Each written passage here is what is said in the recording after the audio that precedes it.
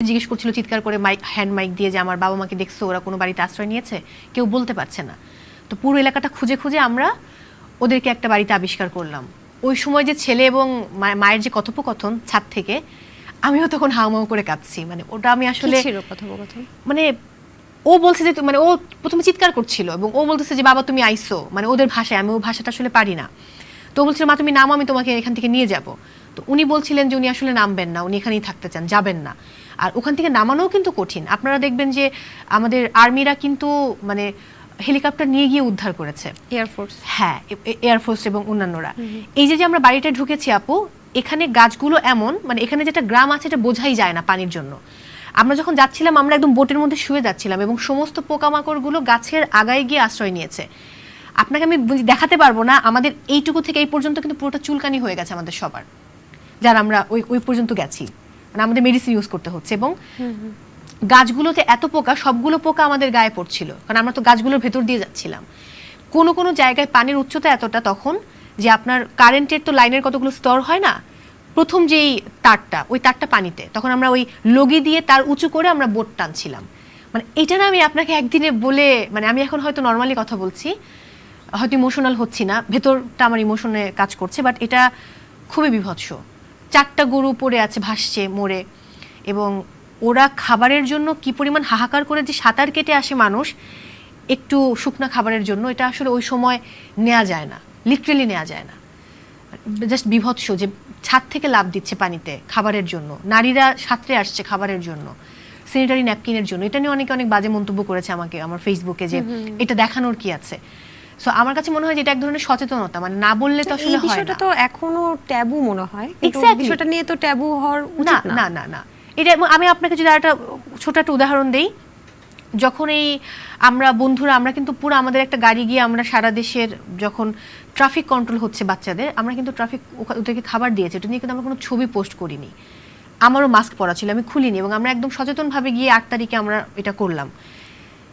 এটার ছবি পোস্ট আসলে করা হয়নি ওইভাবে, আমরা ছবি ওইভাবে তোলারও মনে করিনি, কিন্তু কিছু হয়তো আমাদের নিউজে গেছে, কারণ আমরা তো একটা সংবাদপত্রের একটা সংগঠন, সেই জায়গায় নিউজের জন্য আমাদের ছবি তুলতে হয়। বাট এইখানকার ছবিগুলো আমি আপলোড করেছি, এই যে ত্রাণের ছবিগুলো, এবং আমরা কিন্তু আমরা 1100 পরিবারকে ত্রাণ দিয়েছি বা মানে উপহার সামগ্রী দিয়েছি। আমরা যাদের ছবি তুলেছি আমরা কিন্তু বলে নিয়েছি যে ছবিটা আমরা ব্যবহার করব। যারা রাজি হয়নি এদেরটা তুলিনি, আর কিছু আমরা তুলিনি, কারণ 1100 পরিবারের ছবি তো তোলা সম্ভব না। অনেকে তো এটা বিব্রত হয়। এক্স্যাক্টলি।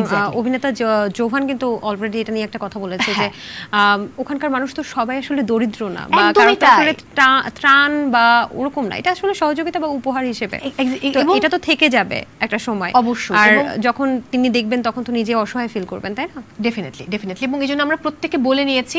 আপনি খেয়াল করবেন আমার লেখাতে আমি মানে শুরু করেছিলাম একটা বাচ্চার গল্প দিয়ে, যে একটা সম্ভ্রান্ত ফ্যামিলি দেখলে মনে হয় খুব সচ্ছল, এবং ওরা বলেছিল যে আমাদের খাবার দরকার নেই, শুধু জুস দেন, কারণ বাচ্চা আছে ফ্যামিলিতে। সো অনুমতি ছাড়া কারো ছবি তোলা হয়নি, 1 নাম্বার। 2 নাম্বার, আরেকটা ব্যাপার আমি ক্লিয়ার করতে চাই। সানগ্লাস পরা ছিলাম আমি এবং আমার প্রেসিডেন্ট জাফর সাদিক। সো আমরা দুরাত ঘুমাই না। আমি বোধহয় 5 থেকে 10 মিনিট একটা ন্যাপ নিয়েছিলাম হচ্ছে ওই আপনার মেন রোডে বসে হেলান দিয়ে, ডিভাইডারের সাথে হেলান দিয়ে, আর ট্রাকের ওপরে শুয়ে 5 থেকে 10 মিনিট ন্যাপ নিয়েছিলাম।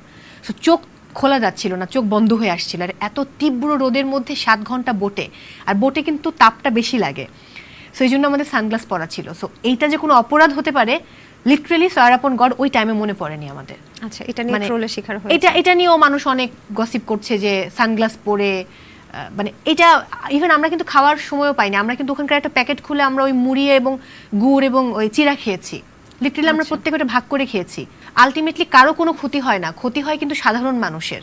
মানে আমরা যারা সাধারণ মানুষ, আমরা সবকিছুতে আমরাই ভিকটিম হই, অন্য কেউ কিন্তু ভিকটিম হয় না। ফেনীবাসী জানে যে ওদের উপর দিয়ে কি গেছে, বাট আমার কাছে মনে হয় যে অতি দ্রুত সবকিছু ঠিক হোক, একটু স্বাভাবিক হোক পরিস্থিতি, আমরা আসলে সুন্দরভাবে জীবনযাপন করি, এটা মুখ্য। সারা রেহনুমা আপনাদের সাবেক বন্ধুসভার সদস্য এবং নোয়াখালীর জেলার, তাই তো? এবং তার একটা মৃত্যুর খবর কিন্তু আমরা জেনেছি। অবশ্যই আমরা গভীরভাবে শোক প্রকাশ করছি। সেক্ষেত্রে সাংবাদিক এবং তিনি মনে হয় নিউজরুম এডিটর ছিলেন একটা বেসরকারি টিভি চ্যানেলের। তো এটা নিয়ে একজন রাজনৈতিক ব্যক্তিত্ব, আমি যদি নাম বলতে চাই, তিনি হচ্ছেন সাবেক প্রধানমন্ত্রীর ছেলে সজীব ওয়াজেদ জয়। তিনি বলেছেন যে এর পেছনে রাজনৈতিক কোনো উদ্দেশ্য আছে এবং এই মৃত্যুটার কারণ বাক স্বাধীনতার পেছনেও জড়িত। তো এটা নিয়ে নেটিজেনরা কিন্তু অনেক কথা বলছে যে আসলে কেন উনি এরকম একটা মন্তব্য করলো, সাগররুনি হত্যাকাণ্ড যখন হয়েছে তখন কি উনি এই বিষয়টা দেখেননি? তো আপনার কি এই ব্যাপারে কিছু বলার আছে, যেহেতু আপনাদের বন্ধু সবারই সদস্য তিনি? আমরা আপু মানে অনেকে বলছে সুইসাইড করেছে, আমি এটার সাথে আসলে একমত না। আমার মনে হয় না এটা সুইসাইড। তো আমার কাছে মনে হয় যেটা আসলে সুষ্ঠু তদন্ত করে বের করা উচিত, যেটার সাথে কোনো রাজনৈতিক বিষয়ে জড়িত আছে কিনা, কারণ এখন কোনটা যে সত্য কোনটা যে মিথ্যা এটাই আমি বুঝতে পারি না। আচ্ছা, আমরাও চাই সুষ্ঠু তদন্তের মাধ্যমে আসলে ঘটনাটা কি খুব তাড়াতাড়ি যেন বের হয়ে আসে। একটা বিষয় আসলে জানতে চাচ্ছি, আপনি একটা পোস্ট শেয়ার করেছিলেন রাহুল আনন্দকে নিয়ে, যখন শোনা যায় যে একটা গুঞ্জন উঠে যে সেই রাহুল আনন্দের বাড়িতে হচ্ছে আগুন দেওয়া হয়েছে। পরবর্তীতে এটা নিয়ে কিন্তু নানান জল্পনা কল্পনা আছে, এখনো আগুন দেওয়া হয়েছে নাকি পাশের ধানমন্ডি 32 থেকে আগুনটা লেগেছে, এখন পর্যন্ত কিন্তু সেটা সঠিক তদন্ত হয়নি। তো আপনি পোস্টটা শেয়ার করেছিলেন এবং পোস্টের ক্যাপশনে এরকম ছিল যে, ক্যাপশনে না, আপনি যেই পোস্টটা শেয়ার করেছেন সেটা ক্যাপশনে এরকম ছিল যে, এই যে